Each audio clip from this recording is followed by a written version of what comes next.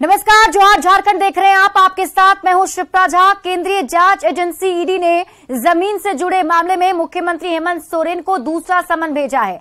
ED ने हेमंत सोरेन को 24 अगस्त को ईडी के रांची स्थित ऑफिस में पूछताछ के लिए बुलाया है।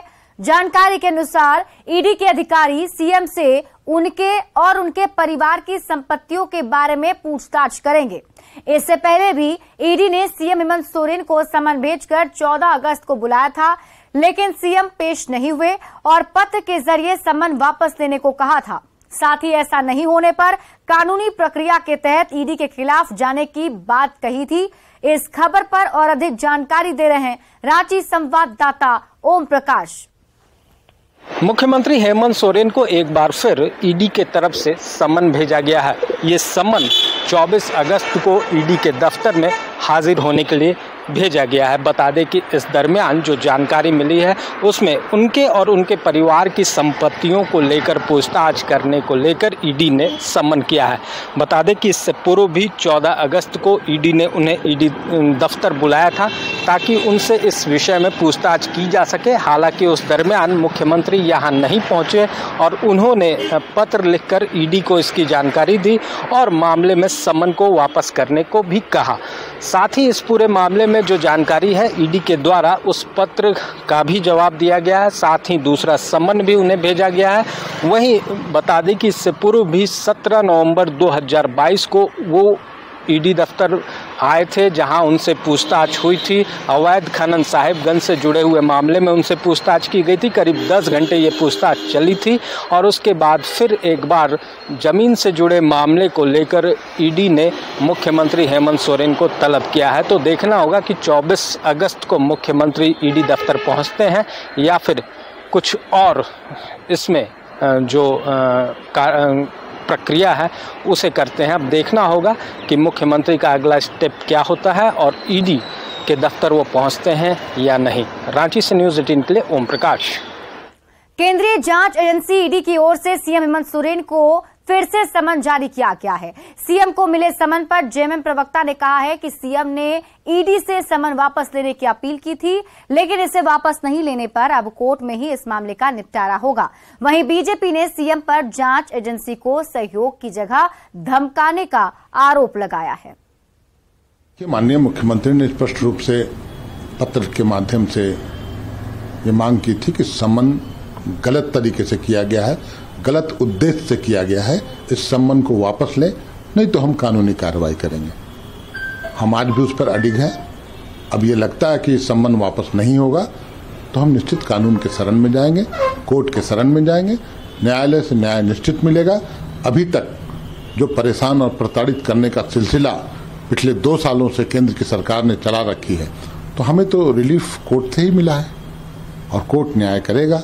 शर्मनाक वाकया है कि किसी मुख्यमंत्री को कोई जांच एजेंसी बुला रही है, समन कर रही है और समन को अनुपालन करने की जगह मुख्यमंत्री धमकाते दिख रहे हैं। पहले समन में उन्होंने कहा था ईडी की हिम्मत है तो आगे गिरफ्तार करें।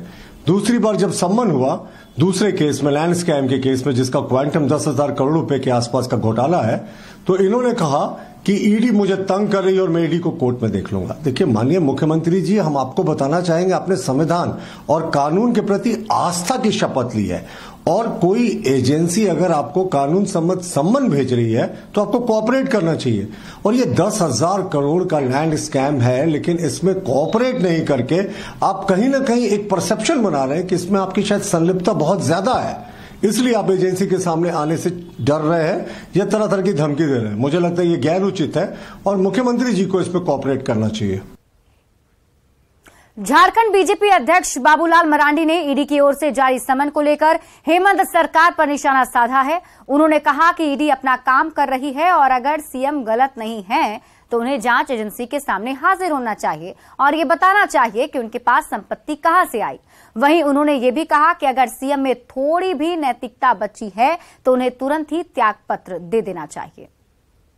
होना चाहिए, बताना चाहिए मेरे पास क्या है संपत्ति और कितना उन्होंने प्रॉपर्टी अर्जित की है। आने वाला समय आप देखेंगे बहुत सारे चीजें आएगी और मैं तो कहता हूं कि आप मुख्यमंत्री में अगर थोड़ी सी भी नैतिकता बची तो रिजाइन करना चाहिए और नहीं तो फिर मुख्यमंत्री को आप उनकी गिरफ्तारी होनी चाहिए, क्योंकि जिस ढंग से उन्होंने जो पाप किया है। और आश्चर्य तो ये होता है कि आदिवासी के नाम पर राजनीति करते हैं और आदिवासियों को इन्होंने खूब लूटा। और अगली खबर गुमला से है। गुमला के टोटो शिव मंदिर में असामाजिक तत्वों ने रविवार की रात प्रतिबंधित मांस फेंककर माहौल को बिगाड़ने की साजिश रची थी। इस मामले में प्रशासन की ओर से कार्रवाई नहीं हो सकी है। इससे नाराज लोगों ने टोटो बंद का आह्वान किया है। साथ ही अपनी दुकान बंद रखकर प्रशासन पर कार्रवाई का दबाव बना रहे हैं। हिंदू समाज और बजरंग दल के कार्यकर्ताओं ने दोषियों पर कार्रवाई नहीं होने पर चुप नहीं बैठने की चेतावनी दी। साथ ही जल्द कार्रवाई नहीं होने पर पूरे गुमला जिला को बंद करने का अल्टीमेटम दिया।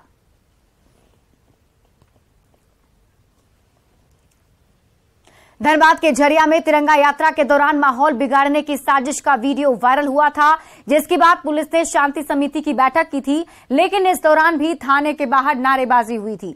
वहीं पत्थरबाजी के बाद पुलिस ने लाठीचार्ज कर माहौल को शांत कराया था। इसके बाद कल एक बार फिर से माहौल बिगाड़ने की कोशिश की गई। आरोप है कि नमाज पढ़कर लौटने के दौरान कुछ मुस्लिम युवकों ने पुलिस के सामने धार्मिक नारे लगाए।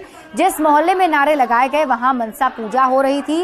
इस नारेबाजी पर हिंदू समाज ने आपत्ति जताई है। साथ ही धार्मिक नारे लगाने से नहीं रोके जाने पर मुस्लिम समुदाय का रास्ता रोकने की चेतावनी दी। वहीं पुलिस पूरे मामले पर नजर बनाए हुए है। एक जाति का मनोबल बढ़ने का कारण है। हम लोग देखिए हम लोग शांति प्रिय आदमी है भैया। हम लोग खटने कमाने खाने वाला इंसान है, लेकिन जब अपना धर्म का बात आएगा तो हम लोग भी चुप बैठने वाले इंसान नहीं है। यदि प्रशासन हम लोग के मोहल्ला पे ध्यान नहीं देगा तो अगला शुक्रवार को इन लोग को भी नमाज अदा करने नहीं जाने देंगे। इस रात पुलिस हर जगह है, एहतियातन रोड पर पुलिस है और ऐसा विशेष कुछ नहीं है कि किसी के द्वारा कोई घटना करने की उम्मीद है। ऐसा कुछ नहीं है, ऐसा किसी के द्वारा किसी तरह का कुछ नहीं है। फिर भी एज ए माहौल शांत है। एज ए एहतियातन हमारी पीस कमेटी, हमारी पुलिस टीम सभी लोग साथ में लगे हुए हैं और मिलजुल करके आराम से जुम्मा की नमाज में सब अदा कर रहे हैं। रांची पुलिस ने बरियातू के चिरौंदी में 11 अगस्त को हुए डबल मर्डर का खुलासा कर दिया है। साथ ही हत्याकांड को अंजाम देने वाले आरोपी अशोक और धर्मेंद्र सहित 3 को एसआईटी ने गिरफ्तार कर लिया है। दोहरे हत्याकांड को अंजाम देने के बाद अशोक और धर्मेंद्र दोनों बिहार भाग गए थे और दोनों आरोपी कोर्ट में सरेंडर भी करने वाले थे, लेकिन इसकी जानकारी पुलिस को मिल गई और दोनों आरोपी गिरफ्तार कर लिए गए। पूछताछ में दोनों अपराधियों ने यह खुलासा किया है कि जूस के बिजनेस को लेकर ही उन्होंने मुकेश और उसके स्टाफ की हत्या की थी। वहीं आरोपियों की निशानदेही पर हत्या में इस्तेमाल किए गए हथियार के साथ ही बाइक को भी पुलिस ने बरामद कर लिया। मिली जानकारी के मुताबिक हत्या से 15 दिन पहले मुकेश की रेकी की जा रही थी। और मृतक का भाई, इनके द्वारा लगातार जूस का व्यवसाय किया जा रहा था। एक के बाद इनके द्वारा जो है कई दुकानें खोली गई थी और एक और दुकान ये लोग अभी हाल ही में खोलने की इनकी योजना थी, जिसको लेकर के इन्होंने कंस्ट्रक्शन वर्क वगैरह भी कराया था, जिसको लेकर के एक तरीके से कह सकते हैं कि व्यापारिक जो प्रतिद्वंदिता होती है वो सामने वाले जो ये 2 लोग हैं अशोक कुमार गुप्ता और धर्मेंद्र कुमार गुप्ता जो एक्यूज हैं, इनके मन में कहीं न कहीं उस बात को लेकर के वैमनस्य था। और लगातार ये जैसा इन्होंने बताया अपनी स्वीकारोक्ति बयान में कि पिछले 15 दिनों से लगातार इसकी वो लोग रेकी कर रहे थे, इसके मूवमेंट को देख रहे थे। इनका एक और सहकर्मी है जो इसमें इनको सहयोग कर रहा था, उसकी भी हम लोग अभी सत्यापन कर रहे हैं, गिरफ्तारी का हम लोग प्रयास कर रहे हैं। लातेहार के सतबरवा इलाके में बालू के खेल में प्रशासनिक अधिकारियों के शामिल होने का आरोप लग रहा है। रांची में ग्रामीण विकास मंत्री आलमगीर आलम के पास पहुंचे पीड़ित ने वीडियो पर बालू के लिए कमीशन नहीं देने पर पिटाई का आरोप लगाया। इस पिटाई में पीड़ित के हाथ टूट गए। मामले में फरियाद लेकर पीड़ित ने मंत्री से गुहार लगाई है, जिसके बाद मंत्री आलमगीर आलम ने सोमवार को कार्रवाई का आश्वासन दिया है। तो हमको रोके तो बोले कि बिहारी यादव तुम्हारा नाम है? हम कहे जी सर मेरा ही नाम है बिहारी यादव। नहीं सर तुम बालू में गाड़ी चलाते हो और हमको है कि कुछ दो तू चलाओ। हम बोले सर बालू में तो मेरा गाड़ी नहीं चलता है। नहीं तू झूठ बोल रहा है, हमको पूरा इन्फॉर्मेशन मिला है कि नहीं से तुम बालू गाड़ी में चला रहे हो, तुम झूठ बोल रहे हो। नहीं सर हम नहीं चलाते हैं। तो डंडा से मारे। हाँ भयंकर मारे, फ्रैक्चर हो गया सर। तो इसमें देखने की चीज़ है कि भयंकर मारे कि क्या मारे। उनका राजकिशोर प्रसाद। अब थाना में केस हुआ है और जो वीडियो का बारे में बता रहा है, सोमवार को निश्चित तौर पर संज्ञान लेकर उस वीडियो पर कार्रवाई करने के काम करेंगे। बेवजह से किसी को कोई चीज़ के लिए पीटना या गाली गलौज देना एक गलत बात है। आज एप्लीकेशन आया, शनिवार है, कल बंदी है, सोमवार को निश्चित तौर पर इसको देखेंगे। उत्तर प्रदेश में सोनभद्र जिले के अमवार गांव में अरबों रुपए की लागत से डैम बन रहा है। गढ़वा जिला सोनभद्र का सीमावर्ती है। ऐसे में इस डैम से धुरकी प्रखंड के 3 पंचायत के कई गांव डूब रहे हैं। हालत यह है कि डैम बनकर तैयार हो गया है, लेकिन रैयतों को अब तक मुआवजा नहीं मिल सका है। वहीं रैयतों से ऑफिस के कर्मचारी खुलेआम रिश्वत की मांग करते हैं। भूमि अधिग्रहण के विवाद भी 8 महीने से विस्थापितों को मुआवजा नहीं मिल सका है।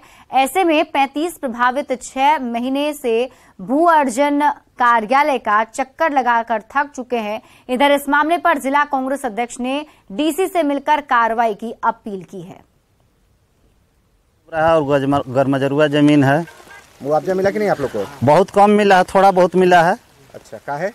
वो पैसा मांग रहा है, इसी कारण से नहीं कोई दे पा रहा है। पैसा मांगते हैं आपसे लोग? गढ़वा जिला में। अच्छा, कौन विभाग में? भू अर्जन पदाधिकारी लोग। कहना है कि जिले से कुछ जो लोग हैं पैसे के कारण कुछ पैसे का डिमांड करके, और जो भू अर्जन के लोगों के द्वारा इन लोगों को जो है राशि का भुगतान नहीं किया जा रहा है। तो अभी आज ही हम जा कर के डीसी महोदय से और माननीय मंत्री जी से इस बात को लेकर के मिलेंगे, और मेरा पूरा प्रयास है कि यहाँ के लोगों को जल्द से जल्द जो है मुआवजा हम उपलब्ध करावें। और डुमरी विधानसभा उपचुनाव में भाकपा माले पार्टी जेएमएम को सहयोग करेगी। रांची पहुंचे पार्टी के जनरल सेक्रेटरी दीपांकर भट्टाचार्य ने इसकी जानकारी दी है। उन्होंने कहा है कि भाकपा माले ने INDIA गठबंधन के तहत चुनाव लड़ने का फैसला लिया है और गठबंधन की तीसरी बैठक में उनकी पार्टी शामिल हो जाएगी। वहीं विधायक विनोद सिंह ने राजभवन की ओर से लटकाए गए बिल को लेकर राज्यपाल और बीजेपी पर सवाल उठाए हैं। जो विपक्षी एकता जो दिशा देश में बनी है, हमें लगता है कि अच्छा ही है। इसको और मजबूती दिलाने के लिए और जो एकता बन रही है उसको एकदम गांव-गांव तक ले जाने के लिए एक जबरदस्त जन राजनीतिक स्थानीयता को लेकर के, पिछड़ों को रिजर्वेशन को लेकर के जो बिल पास हुए, वह भी राजभवन के द्वारा जो है वो भेजे जाने के बजाय, उसे स्वीकृत करने या अस्वीकृत करने के बजाय वो लटका करके रखा जा रहा है। तो जाहिर सी बात है उनकी दशा यही है। कांग्रेस कार्यकर्ताओं में असंतोष की खबरों को झारखंड मुक्ति मोर्चा ने उनका अंदरूनी मामला बताया है। पार्टी के केंद्रीय प्रवक्ता मनोज पांडे ने कहा कि कांग्रेस कोटे के मंत्रियों के कामकाज और उनको लेकर जो भी फैसले हैं वो कांग्रेस पार्टी का अपना होगा। उन्होंने कहा कि जेएमएम और कांग्रेस के बीच तालमेल की कोई कमी नहीं है। तो मुझे नहीं लगता कि कोऑर्डिनेशन में कोई कमी है, लेकिन हाँ कहीं कुछ असंतोष उनके कार्यकर्ताओं को है, और वो बातें अगर आला कमान तक गई हैं तो एक लोकतांत्रिक पार्टी में इस तरह की बातें एक सुखद संकेत देती हैं। कोई तानाशाही वाली पार्टी में होता है कि शिकायत नहीं पहुंचती है, लेकिन अगर शिकायत गई है निश्चित रूप से आला कमान उन शिकायतों को दूर करेगी। और मंत्रियों का परफॉर्मेंस का जहां तक बात है तो उस पर भी उनका अंदरूनी मामला है, उनका पार्टी तय करेगा। दिल्ली में कांग्रेस आलाकमान के साथ बैठक में कांग्रेस नेताओं की किरकिरी पर बीजेपी विधायक सीपी सिंह ने चुटकी ली है। बीजेपी विधायक ने आरोप लगाया कि सत्ता में रहने के बावजूद कांग्रेसी कार्यकर्ता और विधायक दोनों निराश हैं, जबकि कांग्रेस कोटे के मंत्री मलाई खाने में जुटे हुए हैं। के कार्यकर्ता का काम नहीं हो रहा है। कांग्रेस के कार्यकर्ता बेचारे परेशान हैं, हैरान हैं, निराश हैं, तो उससे सरकार को क्या लेना देना। कांग्रेस के लोग तो ये देख रहे हैं कि भाई यदि इस प्रकार से गठबंधन में नहीं रहे तो जो मलाई कुछ मिल रहा है वो भी खत्म हो जाएगा। गुमला नगर भवन में जिले में सूक्ष्म लघु और मध्यम उद्यम मंत्रालय की ओर से नेशनल SC/ST हब कॉन्क्लेव का आयोजन किया गया।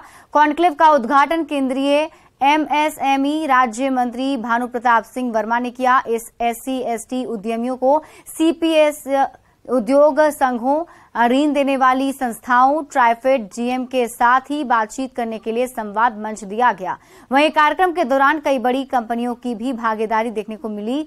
साथ ही स्टॉल के माध्यम से झारखंड की संस्कृति को भी दिखाया गया। हमारा जो SC/ST हब है उस पीपीपी मॉडल के अंतर्गत क्या सुविधाएं मिल रही हैं, हमारी बहनों को क्या सुविधाएं मिल रही हैं, हमारे एससी के लोगों को क्या सुविधाएं मिल रही हैं, गरीब लोगों को क्या सुविधाएं मिल रही हैं, उसके बारे में जानकारी मिल सके और ये ज़्यादा से ज़्यादा उसका लाभ ले सकें और गरीब आदमी अपनी आर्थिक स्थिति को सुदृढ़ कर सकें। और उनकी जब आर्थिक स्थिति सुदृढ़ होगी तभी ये देश आगे प्रगति कर सकता है। देश के यशस्वी प्रधानमंत्री जी की सोच की वजह से हम लोग यहाँ बुला गाँव में आए हैं। भारत गौरव ट्रेन योजना के तहत भारतीय रेलवे पर्यटन को बढ़ावा देने के लिए 33% रियायती दर पर रॉयल राजस्थान दर्शन के लिए स्पेशल ट्रेन चलाया जाएगा।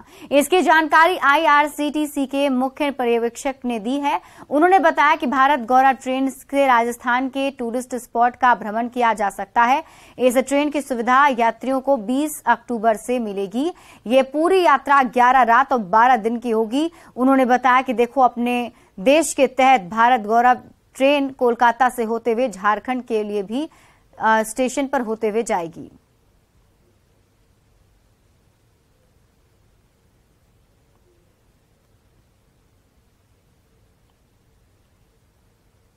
भारत गौरव स्पेशल रॉयल राजस्थान टूर जो कि 20 अक्टूबर 2023 को प्रारंभ कर रही है और यह ट्रेन जो है कोलकाता से प्रारंभ होगी और bundle junction, Bardhaman, Durgapur, Asansol, Dhanbad, Gomo, Parasnath, Hazaribagh road, Koderma, गया, डेरी ऑन सोल, सासाराम और दीनदयाल उपाध्याय स्टेशनों से तीर्थ यात्रियों और पैसेंजरों को लेते हुए आगे की तरफ बढ़ेगी। और यह ट्रेन जो है आपको जो है अजमेर, उदयपुर, चित्तौड़गढ़, आबू रोड, जोधपुर, जैसलमेर, बीकानेर और जयपुर के भ्रमण कराते हुए 31 अक्टूबर 2023 को वापस लौट जाएगी। गिरिडीह में बारिश होने की वजह से प्रकृति की गोद में बसे पर्यटक स्थल उसरी वाटरफॉल का नजारा बिल्कुल बदल चुका है। नदी में जलस्तर के बढ़ने से वाटरफॉल की खूबसूरती में चार चांद लग गया है। इस मनोरम दृश्य को देखने और आनंद उठाने के लिए गिरिडीह जिले के अलावा राज्य के दूसरे जिलों से लोग पहुंच रहे हैं। अधिक जानकारी दे रहे हैं संवाददाता एजाज अहमद। इस वक्त हम मौजूद हैं गिरिडीह जिले के सबसे विख्यात और सबसे खूबसूरत पर्यटक स्थल में से एक उसरी वाटरफॉल के पास, जहां पर बीते दिन बारिश होने के बाद यहां की दृश्य को निहारने के लिए सिर्फ गिरिडीह जिले ही नहीं बल्कि दूर दूर से लोग भी आ रहे हैं। तस्वीरों में आप साफ देख सकते हैं, ये तस्वीरें आपको हम दिखा रहे हैं उसरी वाटरफॉल की, जहां पर कल बारिश हुई है। बारिश होने के बाद नदियां उफान पे है और जो जल स्तर है वो बढ़ गया है और जल स्तर बढ़ने के साथ ही जो नदी में जो यहाँ पे पानी गिर रही है वाटरफॉल के जरिए, यहाँ पे उसका धार में तेजी आ गया है, जिसकी वजह से लोग यहाँ पर घूमने के लिए भी आ रहे हैं, इसे देखने के लिए आ रहे हैं। यहाँ पे सिर्फ गिरिडीह ही नहीं बल्कि राज्य के अलग अलग जिले और यहाँ तक कि बिहार और बंगाल से भी लोग इस मनोरम दृश्य को निहारने के लिए आ रहे हैं। कैसा लग रहा है, क्या कुछ यहाँ पे देखा आपने अभी तक? बहुत कुछ देखने को मिल रहा है। यहाँ पे जल स्तर काफी वृद्धि हो चुका है, बहुत अच्छा लग रहा है क्योंकि यहाँ पे आने का बहुत पर्यटन, यहाँ का पर्यटन क्षेत्र विकसित होना चाहिए यहाँ पे। अच्छा, रूप से, लेकिन यहाँ पे अभी भी गवर्नमेंट ध्यान नहीं दे पा रही इस बात को लेकर। तो यहाँ बहुत अच्छा लग रहा है, बिल्कुल अच्छा लग रहा है। बता दें